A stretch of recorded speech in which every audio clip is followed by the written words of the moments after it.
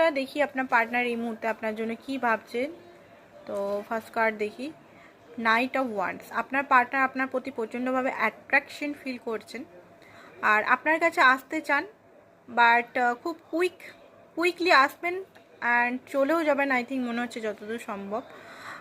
6 of pentacle, আপনার সঙ্গে ওনার balance নেই, গিভ অ্যান্ড টেক ব্যালেন্স নেই। তো ব্যালেন্স উনি করতে চান আপনার সঙ্গে, উনি ব্যালেন্স, কার্মা ব্যালেন্স বা আপনার সঙ্গে দেয়া নেওয়া যেটা ব্যালেন্স উনি করতে চান। টেম্পারেন্স, ধৈর্য ধরে অপেক্ষা করছেন, ব্যালেন্স করার চেষ্টা করছেন, বারবার ব্যালেন্স এখানে দেখাচ্ছে বন্ধুরা। আপনাদের মধ্যে কার্মা না তো কিছু ব্যালেন্স নেই, তো ব্যালেন্স করুন।